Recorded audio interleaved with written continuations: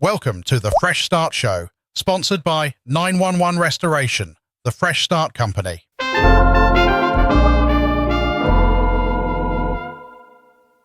Okay, so you sent me this article, and I gotta say, it kind of gave me the heebie-jeebies. Oh, yeah. All this talk about all the pests we can expect this spring and summer. Right. I don't know about you, but a bug explosion is not exactly my idea of a good time. Well, nobody really likes thinking about bugs, but, it can be really helpful to understand these trends Yeah. to take control instead of just feeling powerless. Exactly. Forewarned is forearmed, right? Yeah. So give us the big picture. What did you find in this article? Well, it's pretty straightforward. Warmer temperatures plus more rain in a lot of places. Yeah. Basically the perfect recipe for a pest population boom. That makes sense, but it's not just like more bugs in general, right? Yeah. There are some specific ones we should be watching out for. Absolutely. Okay. So this year, the big three are going to be ticks, mosquitoes, and rodents. Okay, so those are going to be extra active. Yeah, and not just in the usual places. Okay, so this is nationwide. Hmm. Is every part of the U.S. going to be dealing with this? Well, it's not a one-size-fits-all situation. There are some regional differences. Okay, good. For example, the Northeast and New England are going to see a lot of ticks and mosquitoes. Oh, yeah, and early too, right? Yeah. Doesn't the article say they're going to be out earlier than usual? Exactly, and that's because of all that warm, wet weather. Right. It's like a giant welcome party for them. Yeah, pretty much so. People in those areas really need to start those preventative measures early on. Okay, what about other areas? Like down south, what should people there be prepared for? Oh, the Southeast is going to be mosquito heaven. Oh, no. It's the perfect breeding ground with all that heat and humidity. Yeah. Plus, you've got ants and cockroaches that love those conditions, too. Oof. It sounds like you can't even have a picnic without getting eaten alive. Well, don't worry. We'll talk about preventative measures later on. There are definitely things people can do to minimize the risk, Okay. even in those pest hotspots. So we don't have to just lock ourselves inside with the AC on full blast. Right, exact. Okay, good to know. So moving on, what about the Great Lakes, the Ohio Valley, the Midwest? What's going on there? Mosquito explosion. Oh, really? Yep, all that spring rain creates a lot of standing water. Right. Perfect for mosquitoes to breed. Yeah, so another reminder to empty those bird baths and anything else that's collecting water. Okay, add that to the to-do list. What about the north central U.S.? Anything to watch out for there? Ticks, and more ticks. Oh, no. We're making a big comeback there with the warmer weather. So it sounds like no matter where you live, tick prevention is going to be a top priority this year. Mm-hmm. All right, how about the south central region? Anything unique happening there? Mosquitoes again. Oh, of course. But this time it's because of the sporadic rainfall. Huh. Interesting how different types of weather can impact which pests are more prevalent. Yeah, it really shows how interconnected everything is. All right, last but not least, the Southwest, you'd think it'd be too dry there for bugs, right? You would think, but it actually drives certain pests indoors.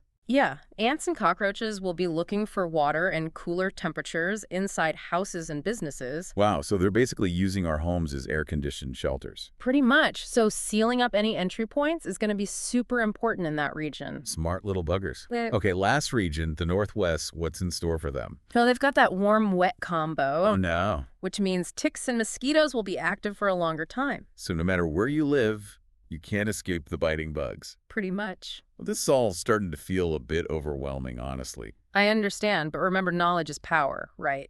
True. So you're our resident pest expert. Uh, What else do we need to understand about why this is happening on such a large scale? So the interesting thing is that this isn't just a one-season thing. Oh, These trends suggest that in the future, pest activity is going to be more frequent and more widespread. wow. Okay, so bigger than just this one season. Yeah, and that raises a really important question. How do we adapt our approach to pest control to be more effective and more sustainable in the long run? That's a great point. We can't just focus on battling the bugs this year. We need to be prepared for the long haul. Exactly. So let's shift gears a little. Now that we know who the culprits are and why they're thriving, let's talk about how to fight back. What can people actually do to protect themselves and their homes? So let's talk strategy.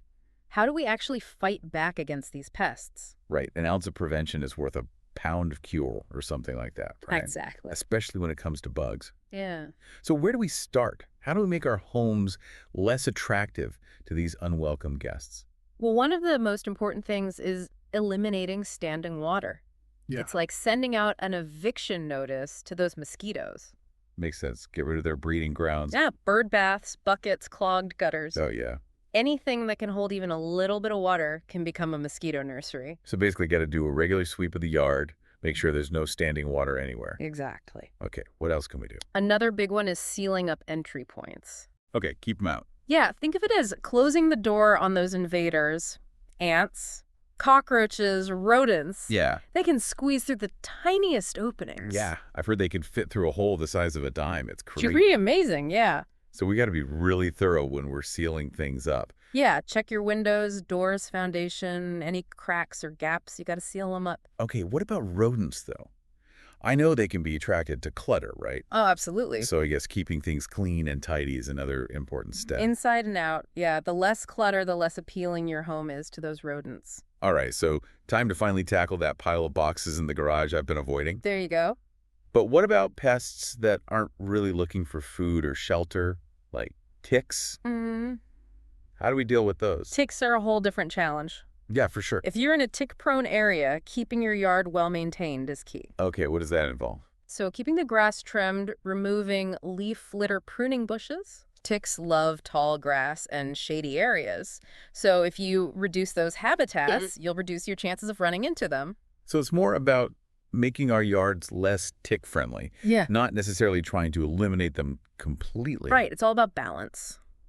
Okay, so we've talked about eliminating standing water, sealing up entry points, keeping things tidy, and maintaining our yards. What else? Well, even if you do all of that, you might still encounter some pests. Right. So personal protection is important too. Yeah, that makes sense. Things like insect repellent and protective clothing, right? Exactly, especially if you're spending time outdoors in areas with lots of ticks and mosquitoes. Right. Got to layer up. And if you do end up with a pest problem, don't hesitate to call in the professionals. Okay. There are a lot of effective and environmentally friendly pest control options out there these days. Good to know. Yeah. So it sounds like we're not totally powerless. Not at all. There are things we can do to take control. Exactly. And I think that's the key takeaway here. We're not helpless victims. By understanding the risks and taking proactive steps, Right. we can really minimize the impact of these pests. So we've covered a lot, the predictions, the reasons for the surge, some prevention strategies. Before we wrap up this part of our deep dive, is there anything else we should keep in mind as we head into this pest season? You know, we've talked a lot about warmer temperatures and increased rainfall affecting pest populations, but this brings up a bigger issue. What about climate change? What are the long-term effects of that on pest behavior? That's a great point. It's like we're getting a sneak peek at what's to come. Yeah, exactly. And how can we adapt our prevention strategies to be more resilient, in the face of these changing patterns? That's a question we need to think about, not just individually, but as a society. Right. We're going to need more innovative and sustainable solutions to deal with pests as their populations continue to grow. It's a good reminder that this isn't a one-time fix, it's an ongoing conversation. But I think for now, we've given our listeners a good starting point for protecting themselves this season. I think so, too. Welcome back. So last time we ended on a pretty thought-provoking question. You mean about climate change and how it could affect pest control in the future? Exactly. It feels like we're just seeing the tip of the iceberg right now. I think you're right. It's not just about a few more mosquitoes this year. Right. We could be talking about changes to entire ecosystems. Okay, so break it down for us. What are some specific ways that climate change could impact pests down the line? Well, for one thing, as temperatures keep rising and weather gets more unpredictable, we could see certain pests spreading to new areas. Oh, so like pests migrating, expanding their territory. Exactly. And that could mean they bring problems to new places, like diseases. Right, because those pests might carry diseases that aren't a problem in those new areas yet. Exactly. And it's not just about geography either. Right. Climate change could also affect when and how bad pest outbreaks are. We might see longer pest seasons, more frequent surges in their populations, even changes in their behavior and life cycles. Okay, so a lot of potential changes and a lot to think about. What does all this mean for how we prevent pests? Will the things we talked about earlier still work in the long run? That's the million-dollar question. Some traditional methods might still be helpful, Okay. but we're probably going to need to adapt and come up with new ideas to stay ahead of the game. So what kind of innovations are we talking about? What could the future of pest control look like? Well, it's actually pretty exciting. Researchers are looking into all sorts of things. Like what? like using natural predators and parasites to control pest populations. Okay, so fighting nature with nature. Exactly, and also developing new eco-friendly pesticides. So it sounds like we need a more holistic approach, considering the connections between climate pests and the environment as a whole. I think that's a great way to put it. It's not just about reacting to problems anymore. It's Yeah. about being proactive and preventing them from happening in the first place. That makes sense, but it also sounds kind of overwhelming. Like, where do we even begin to prepare for these future challenges? Well, awareness is a great starting point. Just understanding how climate change could affect pests Right. can help us make better choices. So being more mindful of our actions and how we might be contributing to the problem. Exactly. Even small things like reducing our carbon footprint and supporting sustainable practices can actually make a difference. It's a good reminder that we're all connected in this ecosystem.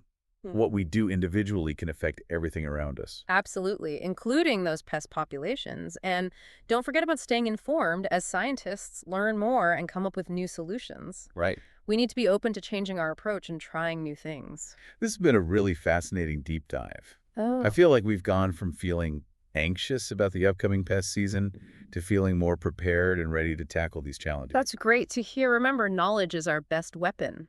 And by understanding what we're up against and working together, we can navigate these changes and create a future where pests aren't such a big threat. And who knows, maybe someday we'll even learn to appreciate those pesky mosquitoes. Maybe.